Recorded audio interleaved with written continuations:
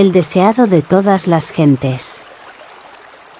Capítulo 18. A él conviene crecer. Este capítulo está basado en Juan 3, 22 al 36. Durante un tiempo la influencia del Bautista sobre la nación había sido mayor que la de sus gobernantes, sacerdotes o príncipes. Si hubiese declarado que era el Mesías y encabezado una rebelión contra Roma, los sacerdotes y el pueblo se habrían agolpado alrededor de su estandarte. Satanás había estado listo para asediar a Juan el Bautista con toda consideración halagadora para la ambición de los conquistadores del mundo. Pero, frente a las evidencias que tenía de su poder, había rechazado constantemente esta magnífica seducción.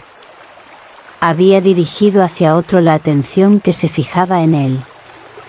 Ahora veía que el flujo de la popularidad se apartaba de él para dirigirse al Salvador.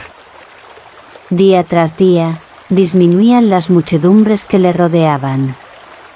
Cuando Jesús vino de Jerusalén a la región del Jordán, la gente se agolpó para oírle. El número de sus discípulos aumentaba diariamente. Muchos venían para ser bautizados, y aunque Cristo mismo no bautizaba, sancionaba la administración del rito por sus discípulos. Así puso su sello sobre la misión de su precursor. Pero los discípulos de Juan miraban con celos la popularidad creciente de Jesús. Estaban dispuestos a criticar su obra, y no transcurrió mucho tiempo antes que hallaran ocasión de hacerlo. Se levantó una cuestión entre ellos y los judíos acerca de si el bautismo limpiaba el alma de pecado. Ellos sostenían que el bautismo de Jesús difería esencialmente del de Juan. Pronto estuvieron disputando con los discípulos de Cristo acerca de las palabras que era propio emplear al bautizar, y finalmente en cuanto al derecho que tenía Jesús para bautizar. Los discípulos de Juan vinieron a él con sus motivos de queja diciendo: Rabí, el que estaba contigo de la otra parte del Jordán, del cual tú diste testimonio, he aquí bautiza, y todos vienen a él. Con estas palabras, Satanás presentó una tentación a Juan. Aunque la misión de Juan parecía estar a punto de terminar, le era todavía posible estorbar la obra de Cristo. Si hubiese simpatizado consigo mismo y expresado pesar o desilusión por ser superado, habría sembrado semillas de disensión que habrían estimulado la envidia y los celos, y habría impedido gravemente el progreso del Evangelio. Juan tenía por naturaleza los defectos y las debilidades comunes a la humanidad, pero el toque del amor divino le había transformado. Moraba en una atmósfera que no estaba contaminada por el egoísmo y la ambición, y lejos de los miasmas de los celos. No manifestó simpatía alguna por el descontento de sus discípulos, sino que demostró cuán claramente comprendía su relación con el Mesías, y cuán alegremente daba la bienvenida a aquel cuyo camino había venido a preparar. Dijo: No puede el hombre recibir algo, si no le fuere dado del cielo. Vosotros mismos me sois testigos que dije: Yo no soy el Cristo, sino que soy enviado delante de él. El que tiene la esposa, es el esposo, mas el amigo del esposo, que está en pie y le oye, se goza grandemente de la voz del esposo. Juan se representó a sí mismo como el amigo que actuaba como mensajero entre las partes comprometidas, preparando el matrimonio. Cuando el esposo había recibido a la esposa, la misión del amigo había terminado. Se regocijaba en la felicidad de aquellos cuya unión había facilitado. Así había sido llamado Juan para dirigir la gente a Jesús, y tenía el gozo de presenciar el éxito de la obra del Salvador. Dijo: Así pues, mi gozo es cumplido. A él conviene crecer, mas a mí menguar. Mirando con fe al Redentor, Juan se elevó a la altura de la abnegación. No trató de atraer a los hombres a sí mismo, sino de elevar sus pensamientos siempre más alto hasta que se fijasen en el Cordero de Dios. Él mismo había sido tan solo una voz, un clamor en el desierto. Ahora aceptaba con gozo el silencio y la obscuridad a fin de que los ojos de todos pudiesen dirigirse a la luz de la vida. Los que son fieles a su vocación como mensajeros de Dios no buscarán honra para sí mismos.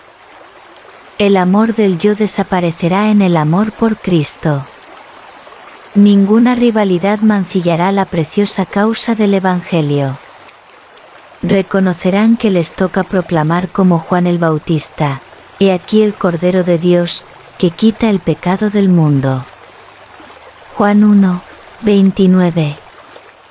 Elevarán a Jesús, y con él la humanidad será elevada. Así dijo el alto y sublime, el que habita la eternidad, y cuyo nombre es el Santo: «Yo habito en la altura y la santidad, y con el quebrantado y humilde de espíritu, para hacer vivir el espíritu de los humildes, y para vivificar el corazón de los quebrantados». Isaías 57, 15. El alma del profeta, despojada del yo, se llenó de la luz divina. Al presenciar la gloria del Salvador, sus palabras eran casi una contraparte de aquellas que Cristo mismo había pronunciado en su entrevista con Nicodemo. Juan dijo: «El que de arriba viene, sobre todos es; el que es de la tierra, terreno es, y cosas terrenas habla; el que viene del cielo, sobre todos es». Porque el que Dios envió, las palabras de Dios habla, porque no da Dios el Espíritu por medida. Cristo podía decir: «No busco mi voluntad, mas la voluntad del que me envió, del Padre». De él se declara: «Has amado la justicia, y aborrecido la maldad, por lo cual te ungió Dios, el Dios tuyo, con óleo de alegría más que a tus compañeros». El Padre no le da el Espíritu por medida. Juan 5, 30, Hebreos 1, 9. Así también sucede con los que siguen a Cristo. Podemos recibir la luz del cielo únicamente en la medida en que estamos dispuestos a ser despojados del yo. No podemos discernir el carácter de Dios, ni aceptar a Cristo por la fe, a menos que consintamos en sujetar todo pensamiento a la obediencia de Cristo. El Espíritu Santo se da sin medida a todos los que hacen esto. En Cristo reside toda la plenitud de la deidad corporalmente, y vosotros estáis completos en Él. Colosenses 2, 9 y 10. Los discípulos de Juan habían declarado que todos los hombres acudían a Cristo, pero con percepción más clara. Juan dijo: «Nadie recibe su testimonio», tampoco estaban dispuestos a aceptarle como el Salvador del pecado. Pero, aquel que ha recibido su testimonio, ha puesto su sello a esto, que Dios es veraz. El que cree en el Hijo, tiene vida eterna.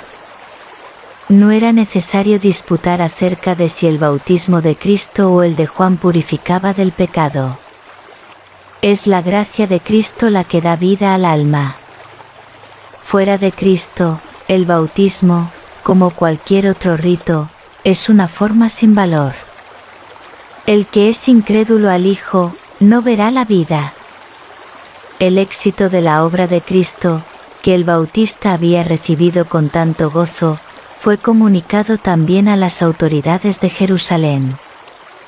Los sacerdotes y rabinos habían tenido celos de la influencia de Juan al ver cómo la gente abandonaba las sinagogas y acudía al desierto, pero he aquí que aparecía uno que tenía un poder aún mayor para atraer a las muchedumbres. Aquellos caudillos de Israel no estaban dispuestos a decir con Juan: «A él conviene crecer, mas a mí menguar». Se irguieron con nueva resolución para acabar con la obra que apartaba de ellos al pueblo. Jesús sabía que no escatimarían esfuerzo para crear una división entre sus discípulos y los de Juan. Sabía que se estaba formando la tormenta que arrebataría a uno de los mayores profetas dados al mundo. Deseando evitar toda ocasión de mala comprensión o disensión, cesó tranquilamente de trabajar y se retiró a Galilea. Nosotros también, aunque leales a la verdad, debemos tratar de evitar todo lo que pueda conducir a la discordia o incomprensión. Porque siempre que estas cosas se presentan, provocan la pérdida de almas. Siempre que se produzcan circunstancias que amenacen causar una división, debemos seguir el ejemplo de Jesús y el de Juan el Bautista. Juan había sido llamado a destacarse como reformador.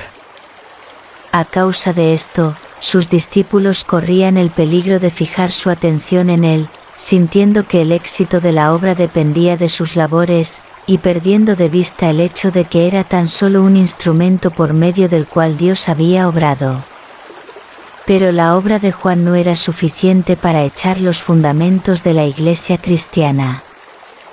Cuando hubo terminado su misión, otra obra debía ser hecha, que su testimonio no podía realizar. Sus discípulos no comprendían esto. Cuando vieron a Cristo venir para encargarse de la obra, sintieron celos y desconformidad. Existen todavía los mismos peligros. Dios llama a un hombre a hacer cierta obra, y cuando la ha llevado hasta donde le permiten sus cualidades, el Señor suscita a otros, para llevarla más lejos. Pero, como los discípulos de Juan, muchos creen que el éxito depende del primer obrero. La atención se fija en lo humano en vez de lo divino, se infiltran los celos, y la obra de Dios queda estorbada. El que es así honrado indebidamente se siente tentado a albergar confianza propia. No comprende cuánto depende de Dios. Se enseña a la gente a esperar dirección del hombre, y así caen en error y son inducidos a apartarse de Dios. La obra de Dios no ha de llevar la imagen e inscripción del hombre. De vez en cuando, el Señor introducirá diferentes agentes por medio de los cuales su propósito podrá realizarse mejor. Bienaventurados los que estén dispuestos a ver humillado el yo, diciendo con Juan el Bautista: a él conviene crecer, mas a mí menguar.